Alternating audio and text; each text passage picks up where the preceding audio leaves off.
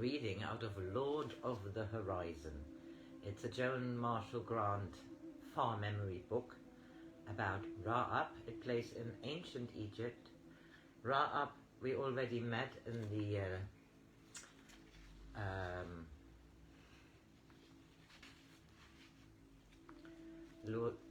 reading Lord of the Horizon. It was the Eyes of Horus. Sorry, I just had a blank moment there for a minute.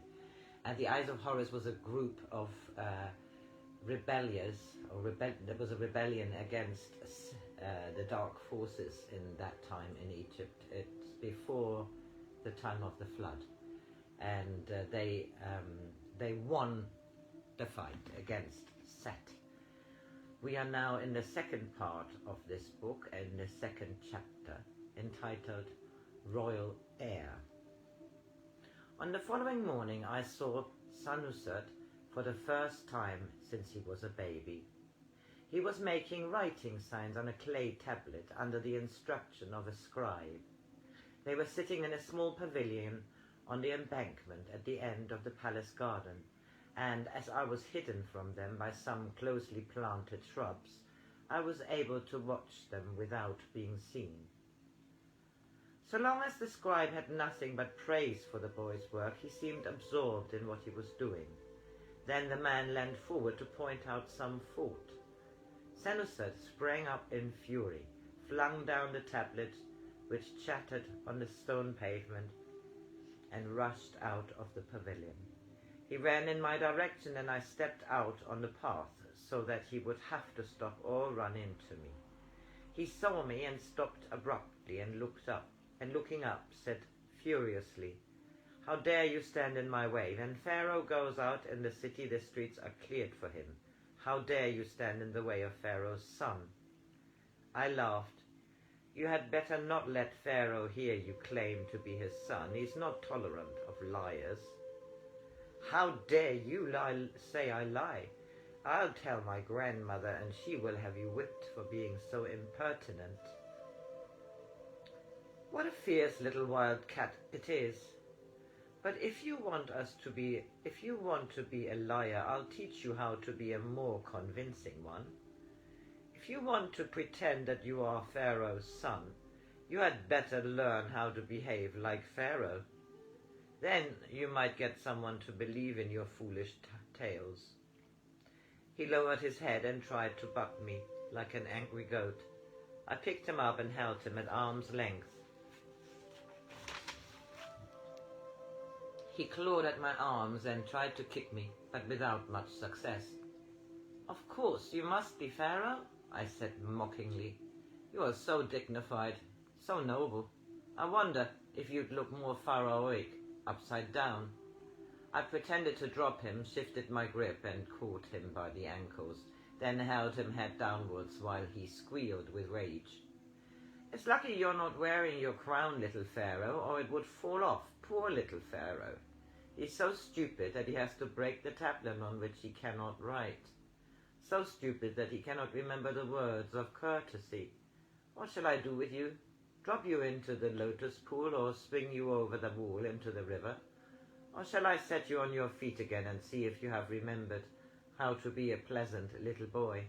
Or perhaps you cannot remember because you never knew?" I set him down. He looked rather red in the face, and I think for a moment he was too surprised to speak. Then he gulped and said, "You will be sorry when the soldiers take you away. My grandmother will tell them what to do to you, and then she is much cleverer than my father. They'll make copper rods red in a brazier and then drive them down your eyes and ears, and then they'll take splinters or especially long thorns and stick them up your nose and under your fingernails, and they'll drop heavy blocks of stone on your feet, so that ever afterwards people will laugh when they see you try to run. Your feet will be flatter than a duck's." "What a dear old woman your grandmother sounds. She must be very old to have had time to learn such polished hospitality. In the part of Egypt I come from, guests are treated quite differently. They have all the things they most like to eat, and they don't work unless they want to. And they sail boats and take their throwing sticks down to the marshes and have exciting adventures. For a moment he looked interested, then asked suspiciously, "What sort of adventures?" Well, it wouldn't be any use telling you about them. Your grandmother obviously isn't the kind of person who'd let you have adventures. You will always have to stay at home with her and do what you're told. How could you do anything else when she thinks of such unpleasant punishments? I'm not afraid of her. She wouldn't punish me.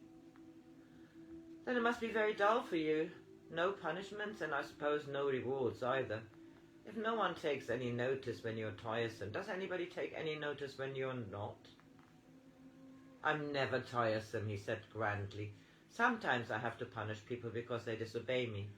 But I'm never tiresome. I'm much too important to be that. I am the royal heir.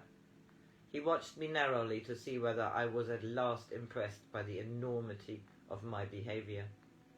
So you said before, but I find it no easier to believe now than I did when you first claimed it. His lip trembled. I am the royal heir. I am. When I see a quail chick come out of an ostrich egg, I will believe that you are the son of Pharaoh. If you were Pharaoh's son and we should be sitting together, perhaps in that pavilion, and you would be telling me how the royal city has changed in the 7 years since I last came here. And I would be telling you stories of battles, and of what the people in the land of gold are like, and of the adventures I used to have when I was your age. What's your name? Ra-Ab Hotep. I've heard that name before. He looked puzzled. Ra-Ab Hotep? I've heard my father speak that name. Are you the oryx? I am. Oh! He kicked the gravel and looked embarrassed. I didn't really mean that about having my grandmother put you to torture. Don't tell my father I said that, will you? He doesn't like my grandmother. He thinks she is cruel, and she thinks he's a fool. Then he looked up with a rather sly smile. If you don't mention my losing my temper, I won't tell anyone you laid hands on me. It's death to raise a hand and anger against the royal person. So if I don't tell, I shall really have saved your life, and you will always have to be my friend. If we are friends, you can tell me about your adventures. I'll tell you about the adventures first, and then we'll see if you still want us to be friends. I told him stories of things Kias and I had done when we were children, how we used to pretend that everyone except us were the Asiatics, and how sometimes we had gone out by ourselves at night, even to specially forbidden places like the marshes. When I had finished, he made no comment for a moment, and then said thoughtfully, I wish I had a sister like Kias. It's rather dull sometimes being disobedient when you have to do it all by yourself. Oh, you'd like Kias, and she has a daughter who is very like her. Could she come to stay with me? I don't think she'd enjoy being here, and anyway your grandmother wouldn't allow it. No, I don't suppose she would, he sighed. She doesn't realize that it is dull having no one except grown-ups to talk to. I don't mean that you're dull, he added hastily. You're my friend, so it doesn't matter about your being older than me. If I did persuade my grandmother to agree, wouldn't you come to live here? And then Kias and her daughter could come to stay with you. I've got too many people to look after, hundreds of them, and they wouldn't like it if I went away. I've got a wife.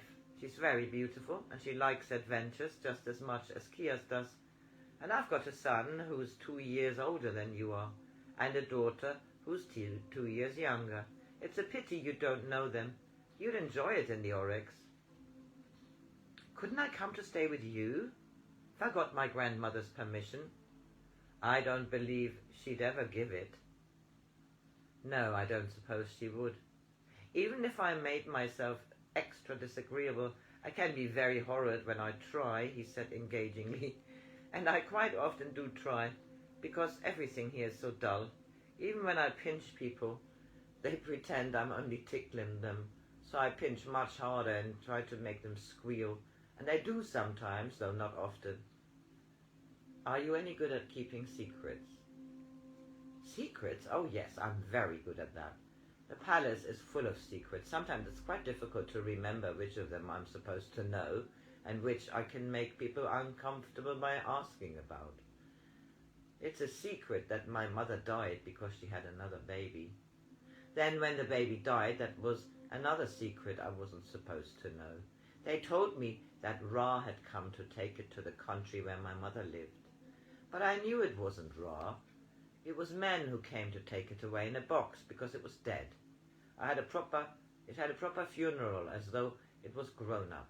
I hid in this pavilion and watched the funeral barge going upriver, but they still kept on with their silly secret. You were wrong when you said Pharaoh's son wouldn't lie. It shows that you aren't used to living in a palace. Everyone lies here. My grandmother lies the most. That's why she's so important. Only stupid people tell the truth. They have to, because they aren't clever enough to think of anything else to say. I suppose you wouldn't feel comfortable among stupid people, you being so clever. That's a pity, for otherwise we might arrange on an adventure which would lead you to your coming to the Oryx.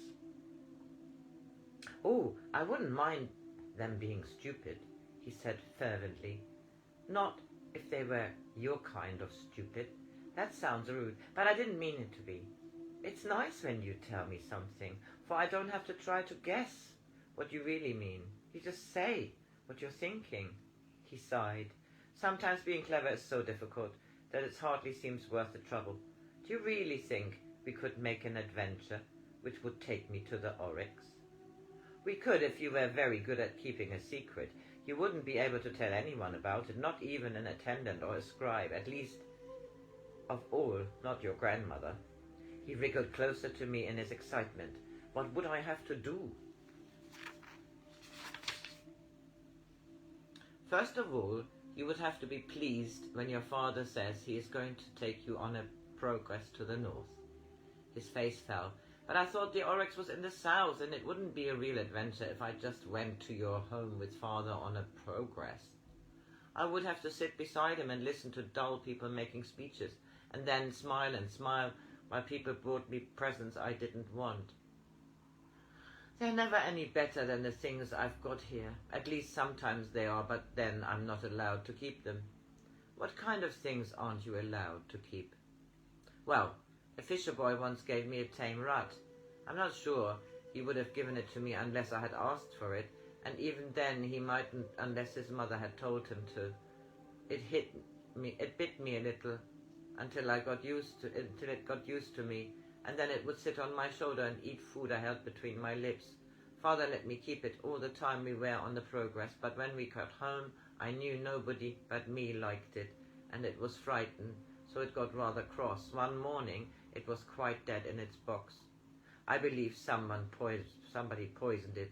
It's quite easy to poison people, you know, so long as you got the right thing to put in their food. Sometimes they just go to sleep and don't wake up again, and sometimes they have a terrible bad pain inside first. One of our servants died a short time ago. That was another of the secrets I wasn't supposed to know. I was told that he had been bitten by a snake, but I overheard two of the older servants whispering. I had climbed that tree over there, and they stood underneath it and never knew I was hidden in the leaves. They said that my grandmother's foreign physician had poisoned him. I don't know if that was true, but I expect it is, because he is a horrid old man. He was brought to see me when I had a pain inside. It was a bad pain, and they thought I was dying. I didn't tell them that I'd eaten a lot of pickled cucumbers. My grandmother says that pickled cucumbers always give little boys bad pains, but I didn't know until I tried that she was telling the truth that time. Are you very fond of your grandmother? He looked surprised and then said emphatically, Of course I am. She's the only person who loves me. She has often told me so. Father doesn't love me because he hated my mother, and I remind him of her. And of course the servants can't love me because they are only servants. And the scribes are frightened of me because if they don't manage to teach me anything, they will get punished. I once had a scribe whom I did like. He taught me a lot without my noticing it, just by playing a very interesting game. I remember now that it was he who told me about you and how the oryx had helped to make my father Pharaoh. I told grandmother that he must be a kinsman of mine, without either of us knowing it, because I loved him as though he were my elder brother. She says no one can love you unless they are blood relation. She was angry with me and said to be affectionate to a servant betrayed my royal blood. So the scribe went away and I never saw him again. That's why I'm so specially careful not to learn anything from the other scribes. But you haven't told me yet how I could come to the oryx. You can't know a secret until it is ready, any more than you can enjoy an apricot until it is ripe. When our secret is ready, it will turn into a journey, and the journey will have a boat in it for about 8 days, and then we shall both be in the oryx. I must go now, he said, so they will miss me. It is very seldom I manage to get away by myself. Shall I see you tomorrow? Perhaps not tomorrow. You are my friend, aren't you, Ra-Ab Hotep? Always your friend. Good night, Ra-Ab Hotep. You won't forget our secret, will you? I won't forget. That was the end of chapter 2. Have a happy Easter.